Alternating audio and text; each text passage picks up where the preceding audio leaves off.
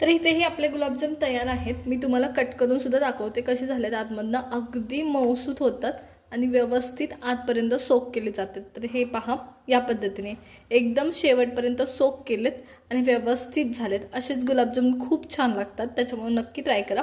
आवडले असेल तर लाईक करा, शेअर करा आणि सबस्क्राइब करा।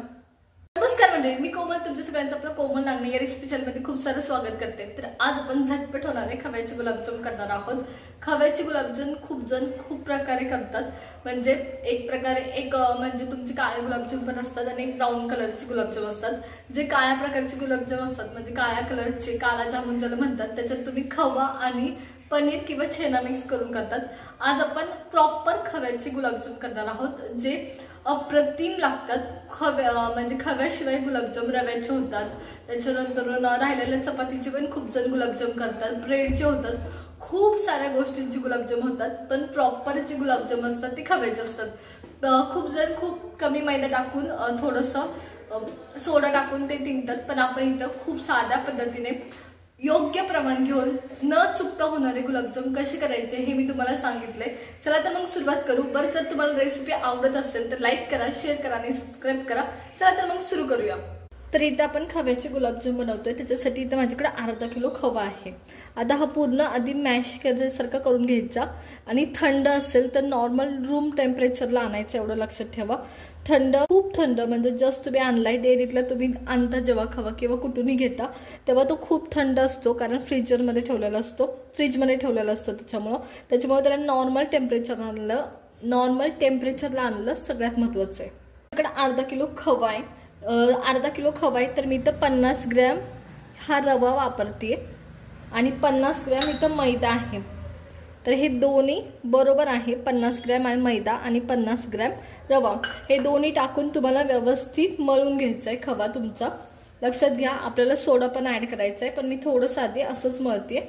मग आपण खाण्याचा सोडा एक ऍड करणार आहोत। थोडंसं हे मिक्स केल्यानंतर मी चिमूटभर सोडा टाकणार आहे।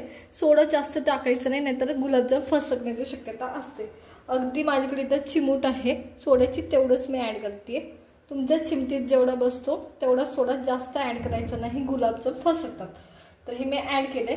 आता हे व्यवस्थित आपल्याला मिक्स करून घ्यायचं। तर हे पीठ माझं एकदम व्यवस्थित मळून झाले खव्याचं, जे आपण मैदा आणि रवा टाकून घेतला होता।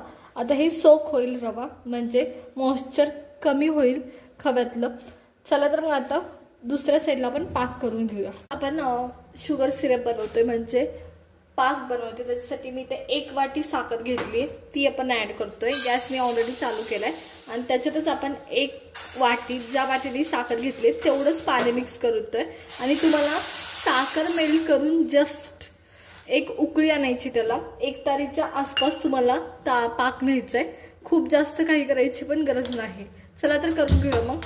इथं माझ्या पाकाला उकळी यायला सुरुवात झाली आहे, मी गॅस बारीक केलाय आणि आता मी एक जस्ट 5 मिनिटं आणखी उकळणार आहे पाक आणि गॅस बंद करून टाकायचा। आपला पाक रेडी आहे। चला, मी आणखी एक 5 मिनिटं उकळून घेते व्यवस्थित, थोडंसं केशर पण ऍड करते। पाक उकळायला लागल्यावर आता उकळला आहे पाक व्यवस्थित माझं त्या टायमाला।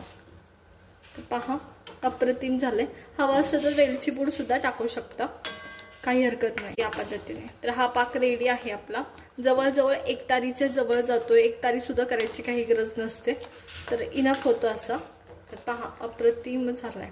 चला आता गुलाबजाम करून घेऊया। गुलाबजामचं पीठ रेडी आहे, त्यातलं एक पार्ट घ्यायचा। गुलाबजाम तळल्यावर थोडेसे मोठे होतात आणि पाकात गेल्यावर त्याच्यापेक्षा मोठे, तर त्याच्यामुळं गुलाबजाम करताना मीडियम साईजचे करायचे आपल्याला। तर आधी प्रेस करताना खाली प्रेस करायचं, जेणेकरून एकजीव गोळी व्हावी। तर या पद्धतीने अजिबात चीर दिसली नाही पाहिजे गुलाबजामला, नाहीतर तुमचा गुलाबजाम फुटतो। तर पहा, या पद्धतीने तुम्हाला कुठे दिसते का चीर, या पद्धतीने हवे। चला तर सगळे गुलाबजाम मी असेच करून घेते। तर इथं माझे ही गुलाबजाम तयार झालेत, आता आपण ह्याला तळून घेणार आहे। तर एक लक्षात ठेवा, इथं मी मीडियम साईजचे केलेत, हे जवळजवळ 40 गुलाबजाम आरामशीर होतात अर्धा किलोचे तुमचे। छोटे केले तर ह्याच्यापेक्षा पण जास्त होतील। आता हे मीडियम साईजचे, जसे नॉर्मली तुम्हाला मिठाईच्या दुकानात भेटतात तसे आहेत। तर हे आता मी तळून घेणार आहे। तळताना एक गोष्ट लक्षात ठेवायची की तेल हे गरम असावं तळताना, पण तळताना म्हणजे टाकताना गरम असावं, पण तळताना मीडियम गॅसवर तुम्हाला तळायचे, नाहीतर गुलाबजाम तुमच्या आतमधून कच्चे राहतील आणि बाहेरूनच फक्त कलर येईल। तर चला तळून घेऊया आता आपण हे। तेल व्यवस्थित गरम झालंय, मी थोडंसं टाकून पण बघितले की कसं गरम झालंय। आता आपण गुलाबजाम तळून घेणार आहे। तळताना तेल गरम आहे, आता मी टाकताना फक्त गरम ठेवणार आहे, कारण टेम्परेचर लगेच खाली होतं आणि त्याच्यानंतर मात्र कमी टेम्परेचर करणार आहे। तर या पद्धतीने मी सगळे गुलाबजाम सोडून घेते।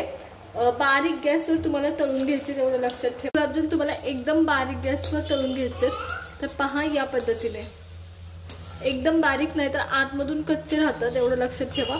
तर शक्य तेवढा वेळ जाऊ द्या, पण बारीक गॅसवर तळा। हे गुलाबजाम माझे एकदम व्यवस्थित तळून झाले। आता 1-2 मिनिटांनी खाली काढून तुम्हाला लगेच पाकात ऍड करायचे। मी गुलाबजाम साईडला काढून घेतलेत, आता मी हे पाकात सोडणार आहे लगेच। तर इथं हा पण मगाशी बनवलेला पाक आहे आणि तो माझा पाक गरम आहे हे पण मी तुम्हाला सांगते, आणि गरम पाकात मी लगेच सोडते या पद्धतीने। चला तर मग सोडून घेऊया। असे पहा अप्रतिम। आता हे लगेच सोक होतं, पाक गरम असल्यामुळे, त्यामुळे शक्यतो गरम पाक असावा। इथे हे माझे गुलाबजाम तयार आहेत। मी रात्रभर ह्याच्यात ठेवले होते पाकामध्ये आणि हे व्यवस्थित सोक होतात, किंवा तुम्ही सकाळी केले तर कमीत कमी गरम असतील तर लवकर होतच सोक। पण हे गुलाबजाम तुम्ही जर गरम ह्याच्यामध्ये टाकले, म्हणजे गरम असतानाच टाकले, तर हे असे खाली जातात, दबतात खाली, एवढं लक्षात ठेवा। त्याच्यामुळे थोडंसं 1-2 मिनिटं साईडला काढायचे तळल्यानंतर आणि मग पाकात ऍड करायचे। 1 ते 2 तासात गुलाबजाम खाण्यायोग्य सोक होतात, पण तुम्हाला जर व्यवस्थित खायचे असतील तर तुम्हाला कमीत कमी 4 ते 5 तास पाकामध्ये ठेवावे, म्हणजे रसरशीत होतात आणि छान लागतात। तर हे गुलाबजाम माझे झालेत, मी अर्धे डार्क ह्याच्यामध्ये तळून घेतलेत, म्हणजे डार्क कलरमध्ये, आणि अर्धे फेंट कलरमध्ये तळून घेतलेत। तुम्हाला हवे त्या पद्धतीने, हवे त्या कलर होईपर्यंत तुम्ही तळून घेऊ शकता। तर चला मी साईडला काढून घेते, हे आपले गुलाबजाम तयार आहेत। पहा एकदम झटपट असे आपले हे गुलाबजाम तयार आहे, किती अप्रतिम झालेत। नक्की ट्राय करा, आवडले असेल तर लाईक करा, शेअर करा आणि सबस्क्राईब करा।